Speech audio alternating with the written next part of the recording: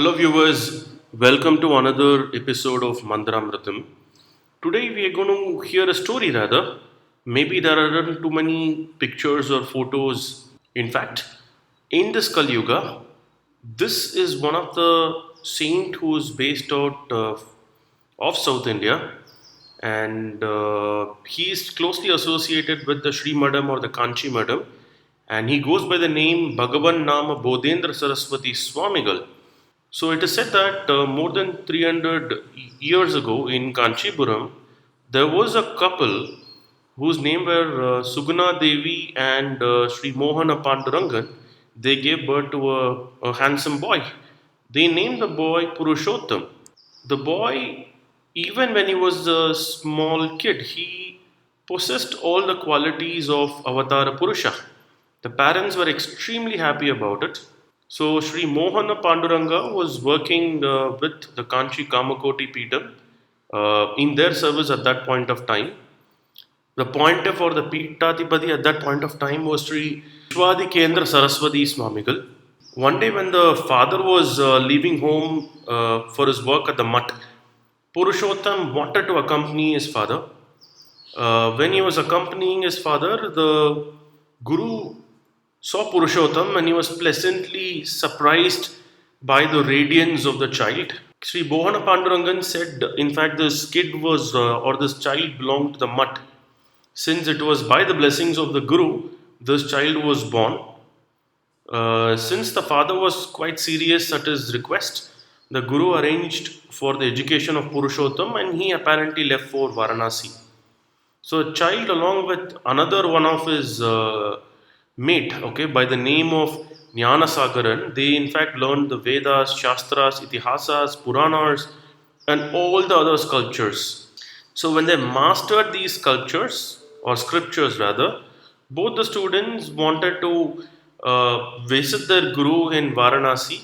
Their intensity was such that they wanted to take a journey to Varanasi by foot. And it is said that Jnana Sagaran was an expert in Jyotisha, astrology.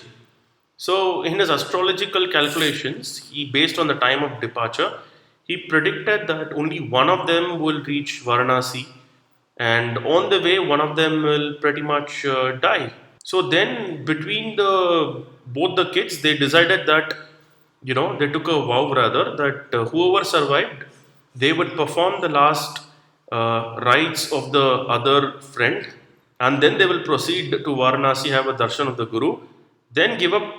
The other person will also give up his life by jumping into the holy Ganges. So just like Jnana Sagaran had foreseen, he actually passed away en route. So Purushottam did all the final rites and he reached Varanasi, had a darshan with his Guru and paid his respects. Narrating the story, he said he is also going to jump into the Ganges, but his master stopped him, advised him that no one has the right to commit suicide and the earthly body is a gift from God. And by committing suicide, one pretty much suffers unsaid tortures after death. And basis this, Purushottam gave up the idea of falling into the Ganges. Further, the Guru said that if Purushottam had to take care of the vow, he can pretty much take up sannyasa. In that way, the Guru finds a Shishya who is worthy of the Peethadipati. At the same time, he is also able to keep up the word to his friend. So Purushottam was accorded sannyasa and he was then given the name Bhagavannama Bodhendra Saraswathi. For a while, the Guru kept Sri Bodhendra with himself and gave him mantropadesha. One day, the Guru called him. He requested him to venture out in the world and spread the greatness of the divine name of the God. He further instructed Bodhendra to proceed to Puri Jagannatha to obtain the Nama Kamodi, a masterwork written by Lakshmidhara Kavi, which propounded that Namajabam and Bhajan were in accordance with the Vedic scriptures. Kaumudi means moon.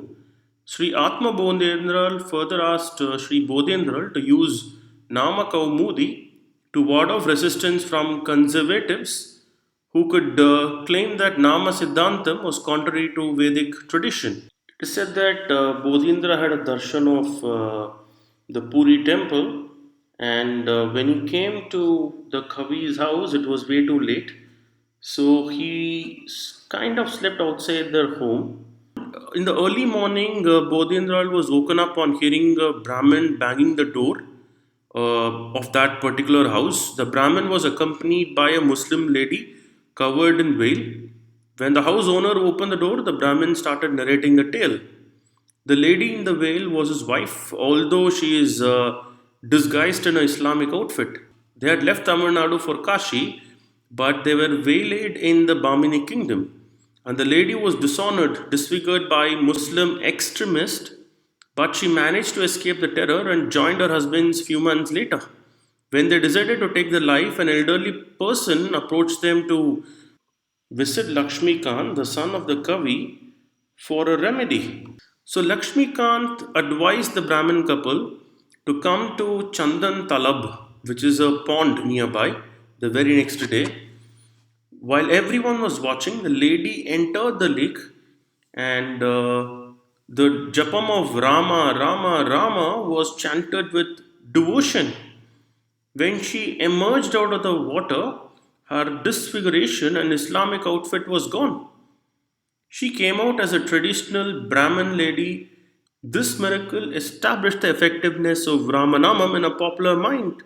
And later, Sri Bodhendra took the couple with him to Kanchi as a living proof for Namasiddhanta.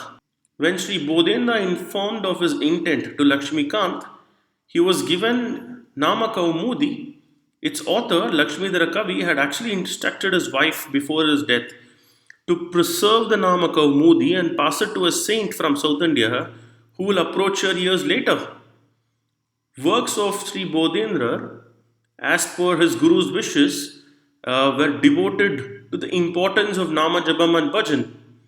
Sri Bodhendra elaborated Nama Kaumudi and composed 8 books: Namamrita Rasodayam, Nama Rasayanam, Nama Suryodayam, Nama Taragnam, Namarnavam, Harihara Bedatikaram, Hariharad Vaidyabhushanam, Murtha Brahma Vivekam. These were dedicated to his Guru, Sri Kiravendra Swamigal and Sri Atma Bodhendra. These books conclusively established the Nama Siddhanta philosophy. Sri Bodhendra gave Ramanama Diksha to individuals while asking them to chant Govinda and Haranamam as groups. So it is said that in 1638, Sri Bodhendra took over the Kanchi Pithatipadi and he continued to his journey to Rameshwaram and Dhanushkoti. And another interesting fact is the Tanjavur king Shaji. He became a devotee of Sri Bodhendra. In 1677, it is said that Tanashah, the Nawab of Golconda, he paid tributes to Sri Bodhendra. Among the miracles attributed to Sri Bodhendra, he made a dumb boy chant Bhagavannama. He cured a Brahmarakshas by chanting Ramanamam. Sri Bodhendra also met Sridhar Ayyawal and had a great respect for him. In his work Namamrita Rasodayam and Nama Rasayanam, Sri Bodhendra had quoted Sri Ayyawal's Bhagavannama Bhushanam as a reference even before they met. In 1685, after leading Kanchipuram for 48 years, he left the successor and departed to Govindapuram. In 1692 AD, Prajopadiya, Puratasi month, full moon day, Sri Bodhendra, treating himself as consort to Lord Rama, achieved Jivan Mukti by burying himself in ground, just like Sita Devi had done way long back. Over 100 years later, when Sri Marudanallur Swamigal discovered the location where Bodhendra had attained Jiva Mukti, he also found Nama Kaumudi that Sri Bodhendra had carried with him. It is said that Bodhendra Swamigal lives there chanting the Ramam Namam all 24 hours around the year, and devotees who go there and chant the Taraka mantra in a samadhi can hear the Ramanama coming out of the samadhi when they spend some time in the night over there. A few can even see the form of the Mahan and Danda and Kamandala circumambulating the Samadhi, chanting the Ramanama. Today, anyone going to Sri Bodhendra Saraswathi Swamigal Samadhi in Govindapuram with any problems and any suffering in the heart, pray with utmost bhakti, it certainly gets resolved. And that's the greatness of the Mahan who had actually lived 300 years back, and he lives in the Samadhi even today. Thank you, and please do share, comment, and subscribe to Mandramritam.